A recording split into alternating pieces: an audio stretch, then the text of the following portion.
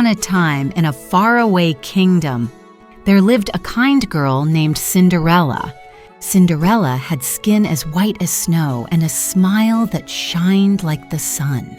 She was very kind and loved by the little animals. But her stepmother was mean and jealous. Her stepmother made Cinderella do all the housework. Cinderella wore old and dirty clothes, while her stepsisters dressed in nice and expensive clothes. Cinderella's heart was full of hope despite her hard work. She dreamed of a day when magic would change her life. Every day she hoped for a little bit of magic. And so her story begins. One day, exciting news came to the kingdom. His Royal Highness, the noble prince, invites all fair maidens of the kingdom to the royal palace. Cinderella's stepsisters were very excited. But Cinderella was told to stay home and do the housework. That night, while everyone went to the ball, Cinderella sat by the fire and began to cry. Suddenly, a soft, sweet voice filled the room. "Why are you crying, my dear?" It was her fairy godmother with a kind smile. Who are you? "I am your fairy godmother, my dear, and I've come to help you." Help me.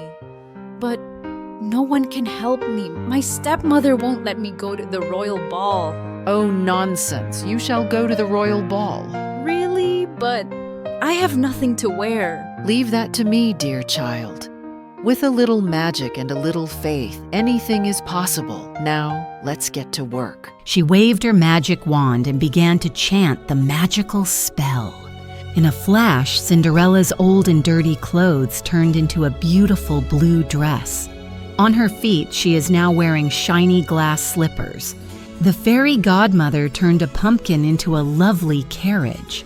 Even the mouse changed into a graceful horse. Cinderella was now ready for the royal ball. Remember, Cinderella, the magic lasts only until midnight. After that, everything will come back to normal. Thank you, fairy godmother. I will remember that. After thanking the fairy godmother, Cinderella went towards the royal castle. The night was filled with soft, twinkling stars. Cinderella's heart beat with joy when she arrived at Royal Palace.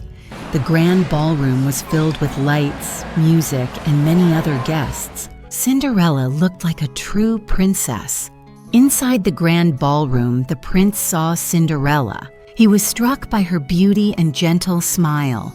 The prince asked Cinderella for a dance. She smiled and said yes. They danced together like a beautiful dream. Every step made their hearts sing. They talked and laughed, sharing joyful moments. For a while, the world felt full of magic. That was the most wonderful dance I've ever had. You danced like a dream.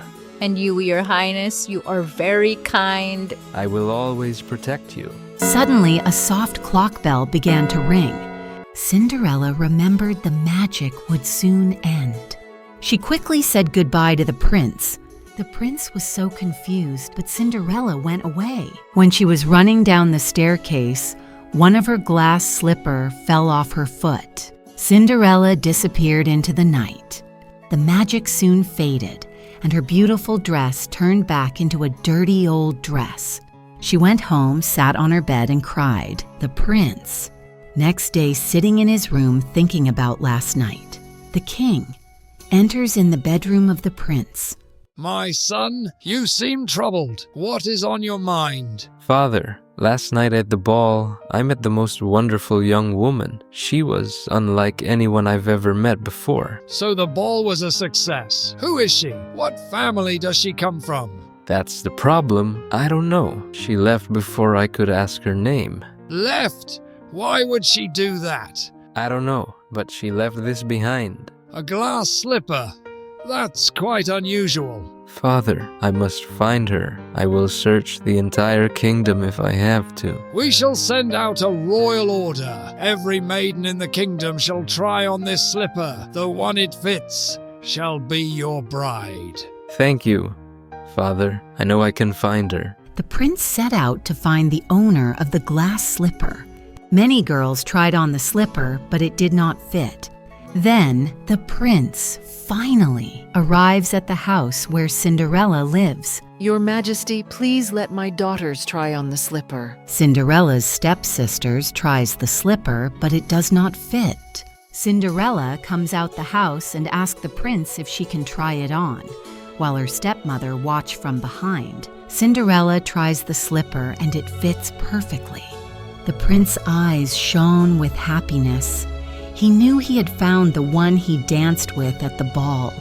My dear, I have searched the entire kingdom for you. Now that I have found you, I never want to let you go again. Cinderella decides to go with the prince to live a happy life.